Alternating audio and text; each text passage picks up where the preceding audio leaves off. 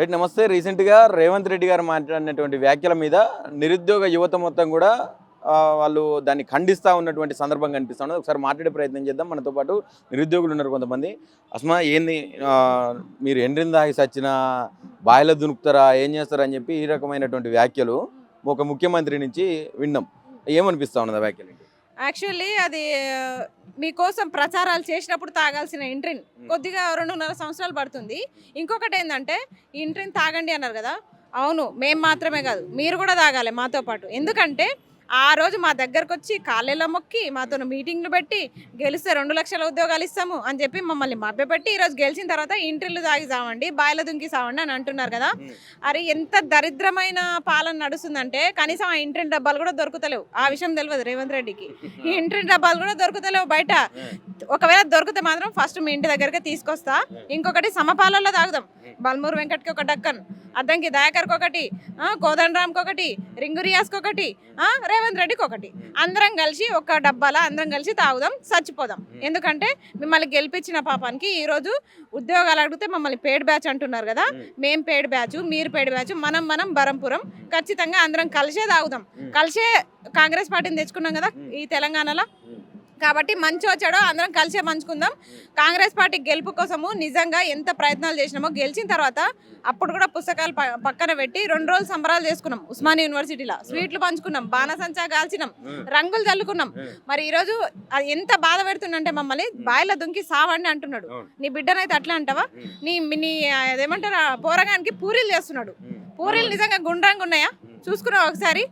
రోజు తర్వాత ఈ 2.5 సంవత్సరాల తర్వాత నీ బతుకు అదే పని చేస్తాం ఖచ్చితంగా. రోజు పూరీలు చేసుకుంటా, వడలు చేసుకుంటా, వడకి ఎన్ని బొక్కలు పడ్డాయి ఇవే ఎంచుకుంటా కూర్చోవాలి రేవంత్ రెడ్డి చెప్తున్నాం. బరాబర్. ఇప్పుడు జాబ్ క్యాలెండర్ ఇచ్చిండు. అప్పుడు సరూర్ నగర్కి వచ్చి సరూర్ నగర్ యూత్ డిక్లరేషన్లో జాబ్ క్యాలెండర్ కావచ్చు, యూత్ డిక్లరేషన్ కావచ్చు ఇచ్చి దాదాపుగా ఆల్మోస్ట్ ఇదే నెల అనుకుంటా నాకు తెలిసి. ఎన్ని సంవత్సరాలు అవుతుండొచ్చు? ఇప్పటికీ 2.5 సంవత్సరాలు, ఎగ్జాక్ట్గా 2 సంవత్సరాలు దాటిపోయింది. అదే సరూర్ నగర్లో ఇప్పుడు నిరుద్యోగ మేనిఫెస్టో వెలువడుతుంది. ఎందుకంటే అభయహస్తం పేరిట ఉద్యోగాల జాతర అని చెప్పేసి 2 లక్షల ఉద్యోగాల మేనిఫెస్టోలో ప్రకటించి అన్ని పార్టీలకు భిన్నంగా కాంగ్రెస్ పార్టీ మేనిఫెస్టోలో మాకంటూ 2 లక్షల ఉద్యోగాలు ఎన్నెన్ని ఇస్తాము, ఎప్పుడు ఇస్తామని ప్రకటించి మమ్మల్ని ఒక దొంగ మేనిఫెస్టోని మమ్మల్ని బుట్టలో వేసుకున్నారు. అట్లాగే నిరుద్యోగుల మేనిఫెస్టో కూడా రాబోతుంది. అది మేము క్రియేట్ చేస్తాం, ఏ పార్టీ అవసరం లేదు. ఎందుకంటే మీరు మేనిఫెస్టోలో ఏ ఉద్యోగాలు ఇస్తామని ఇవ్వలేదు, మీకు చేత కాదు అని పక్కన రాసి అవన్నీ పంచుతాం పాంప్లెట్లు ఖచ్చితంగా.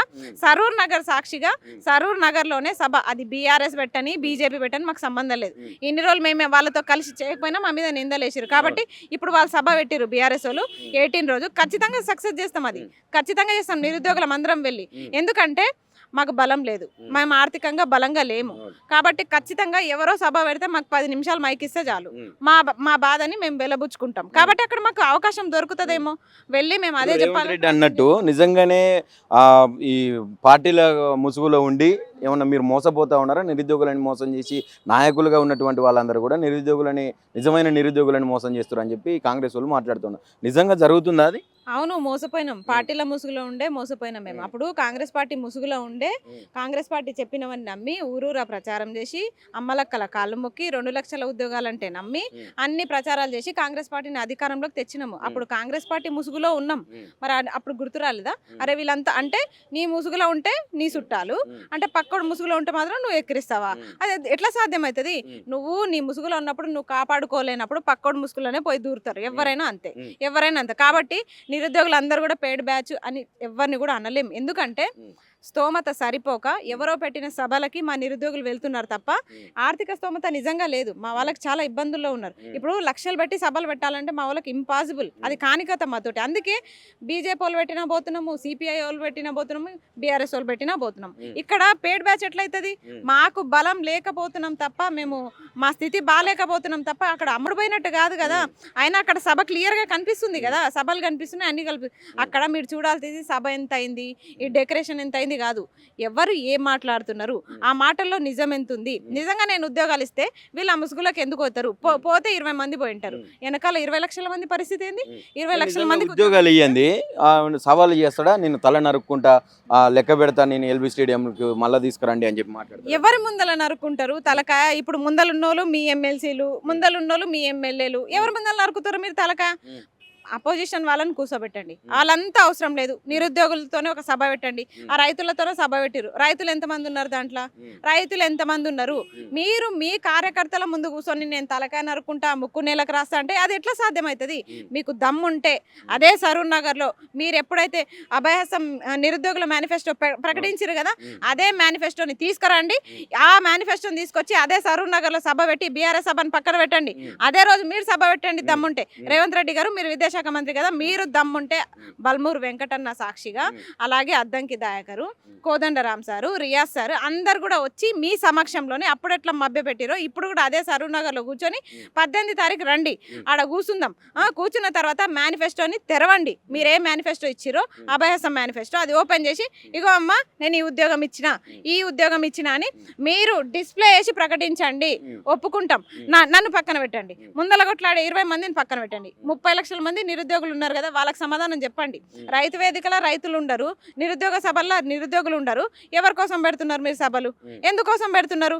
కాబట్టి మేనిఫెస్టోలో ఎన్ని ఉద్యోగాలు ఇచ్చిరో 60,000 70,000 అంటున్నారు కదా, అవన్నీ సరూర్ నగర్ స్టేడియం సాక్షిగా మీరు మొత్తం బహిర్గతం చేయాలని నేను కోరుకుంటున్నాను. నిరుద్యోగుల మేనిఫెస్టోని తయారు చేసినటువంటి వ్యక్తి ఆయనే దుద్దిల్ల శ్రీధరబాబు గారు డైరెక్ట్ అసెంబ్లీ వేదికగా చెప్పిండ్రు, మొత్తం సర్కార్ కొలువులు అందరికి సాధ్యం కావు, ఖచ్చితంగా ప్రైవేట్ రంగాలలో ఎంప్లాయ్మెంట్ చూసుకోవాలి, జనరేట్ చేస్తూ ఉన్నాం మేము ప్రభుత్వం నుంచి. మీరు ఎందుకు ఇంత మొండిగా మాకు సర్కార్ కొలువులే కావాలి, 2 లక్షల ఉద్యోగాలు కావాలని చెప్తున్నారు? అసలు ఈ 2 లక్షల ఉద్యోగాలు అనే మాట బీఆర్ఎస్ ప్రభుత్వంలో రాలేదు కదా, ఇంత నంబర్తో కౌంట్ చేసి ఎట్లా చెప్తున్నాం మేము? 60,000 ఉద్యోగాలని వాళ్ళు ఎట్లా చెప్తున్నారు, 2 లక్షల ఉద్యోగాలని మేము ఎట్లా చెప్తున్నాం? అసలు ఈ లెక్క ఎక్కడొచ్చింది? మేనిఫెస్టోలో 2 లక్షల ఏడాది లోపే 2 లక్షల ఉద్యోగాలని మీరు లెక్క చెప్పినందుకే కదా వస్తుంది. బీఆర్ఎస్ గవర్నమెంట్ చెప్పిందా? మరి బీఆర్ఎస్ గవర్నమెంట్ చెప్పలేదు కాబట్టి వాళ్ళని అడుగుతలేము. మీరు స్వయంగా ప్రకటించారు ఏడాది అంటే సంవత్సరము, అక్కడ లెక్క కరెక్ట్ ఉంది. 2 లక్షల ఉద్యోగాలు అన్నారు, అక్కడ లెక్క కరెక్టే విన్నాం మేము. మరి ఏడాది 2 లక్షలను మీరు ప్రకటించిన తర్వాత ఇప్పుడు 60,000 మీరు ఎట్లా చెప్తున్నారు? 60,000 ఉద్యోగాలు ఇచ్చినాం, 60,000 ఉద్యోగాలు ఇచ్చినామని ఆ లెక్క ఎన్ని వేల ఉద్యోగాలు ఇచ్చిరో సరూర్ నగర్ లో వచ్చి చెప్పండి అని చెప్తున్నాం మేము. మీ సభ పెట్టండి అబ్బా, బీఆర్ఎస్ వాళ్ళని పక్కన పెట్టండి. మీరే స్వయంగా బల్మూరు వెంకటన్న పెడతారా, అద్దంకి దయాకర్ పెడతారా, రియాజ్ సార్ పెడతారా, కోదండరామ్ సార్ పెడతారా, లేకపోతే అప్పట్లక మళ్ళీ రేవంత్ రెడ్డి పెడతారా? విద్యాశాఖ మంత్రి కాబట్టి పెట్టండి, పెట్టి మమ్మల్ని ఆహ్వానించండి. నేను ఈ ఉద్యోగాలు ఇచ్చినా ఇంకా మున్ముందు కూడా ఇంకా ఇస్తా అని ఏ డేటుని ఇస్తారో ఎన్ని ఇస్తారో చెప్పండి, ఒప్పుకుంటాం. అప్పుడు పేడ్ బ్యాచ్ ఎవరు దొంగలో, ఎవరు నిరుద్యోగులో అన్ని బయటపడతాయి కదా. ఇప్పుడు పేడ్ బ్యాచ్ అంటే మీరు బాధపడుతున్నారు, అప్పుడు మమ్మల్ని కాంగ్రెస్ వాడుకుంది కదా, మరి అప్పుడు కానీ పేడ్ బ్యాచ్ ఇప్పుడు ఎట్లయితామని చెప్తున్నారు. మరి మళ్ళీ ఒకసారి ఎలక్షన్లు రాబోతా ఉన్నాయి, ఇప్పుడు జిహెచ్ఎంసీ కావచ్చు, ఆ తర్వాత మన గ్రాడ్యుయేట్ ఎలక్షన్లు కూడా దగ్గరలో ఉన్నాయి. ఈ ఎలక్షన్లలో మళ్ళీ కాంగ్రెస్ వాళ్ళు వచ్చి మీ దగ్గరికి ఓట్లు అడిగితే పరిస్థితి ఏంది, ఎట్లా ఉంటుంది? ఒక్క కాంగ్రెస్ పార్టీని మినహాయించి, ఎందుకంటే క్యాండిడేట్లు కూడా లేరు, వాస్తవానికి ధైర్యం చాలట్లే వాళ్ళకి. నేను మొన్న మహబూబ్ నగర్ వెళ్ళినప్పుడు చూసిన, మా జిల్లా కాబట్టి ఇక్కడ ఎవరు నిలబడుతురు అని అంటే బీఆర్ఎస్ క్లారిటీ ఉంది, బీజేపీ క్లారిటీ ఉంది అక్కడ. కానీ కాంగ్రెస్ నుంచి నిలబడడానికి కూడా అభ్యర్థులు భయపడుతున్నారు, అదైతే పక్కా. ఒకవేళ ధైర్యం చేసి నిలబడ్డా తుగ్గు ఓడగొడతాం. నా తాహతుకి పాలమూరు బిడ్డగా నేను చెప్తున్నా, నా తాహతుకి మించి ఎంత అయితే అంత. పాలమూరు, రంగారెడ్డి, హైదరాబాద్ దీంట్లో జరగబోయే గ్రాడ్యుయేట్ ఎమ్మెల్సీ ఎలక్షన్స్ లో చుక్కలు చూపిస్తాను నేనైతే ఖచ్చితంగా. పాలమూరు బిడ్డ, పాలమూరు పులి బిడ్డ, నల్లమల్ల బిడ్డకి చుక్కలు చూపిస్తా. కాంగ్రెస్ పార్టీ నుంచి నిలబడేటోళ్ళు జాగ్రత్త, మీకు నిజంగా అంత ధైర్యం ఉండి నిరుద్యోగులకు సమాధానం చెప్పగలిగే దమ్ముంటే నిలబడండి, పోటీ చేయండి. సవాలే.